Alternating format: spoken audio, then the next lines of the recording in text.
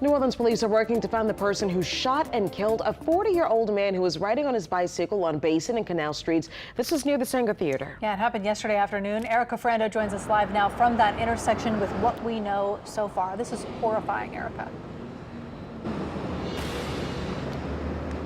And Therese and Devin, we're still waiting to learn more from police. We know that the man was killed in front of apartments here on Basin Street. We spoke with some witnesses who tell us he was riding his bike, was shot, and then someone rode off on his bike. Right now, police are still trying to figure out who shot him and why.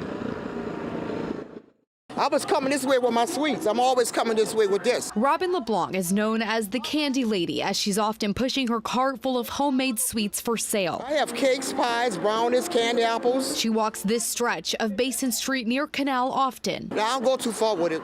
I'm scared. They got too much going on around here. Sunday afternoon around 4:30, she says she was almost to this intersection when she heard loud pops. And I heard the shot, so it froze me. I stood right there for about 5 minutes or so. She then saw a man who had been shot laying on the ground. New Orleans police say he was 40 years old, and officers responded when they heard the shots too. I was standing at the doorway right where it happened at, and I heard the shots. It was 3 shots, and I immediately ran outside to see what was going on, and she was picking up the bike off the ground and walking it to Canal. The security guard told us Sunday evening she and other witnesses saw a woman ride off on the victim's bike. She just took his bike. Like, I don't know, the man was just laying there. You know, it was so sad, and I'm shaken up, I'm not gonna lie. Violence in the city is a little out of control. Richard Mann uses a bike as his main source of transportation. When I moved here, I gave up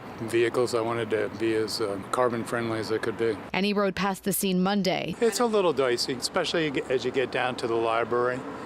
A lot of homeless down there. That's why I only work in the daytime. I used to work at night too with this, but I don't work at night no more. Bullets don't have a name on it, so I could have been making my rounds, or she could have shot an innocent bystander or kids, because this is a main street. Like, you know, a lot of things go on over here. It's a whole movie theater across the street. So far, no arrests have been made, but the security guard we spoke with told us there is surveillance video that's been turned over to police. The coroner will identify the victim as soon as his family is notified and the autopsy is complete. Reporting from downtown, Erica Ferrando, Eyewitness News.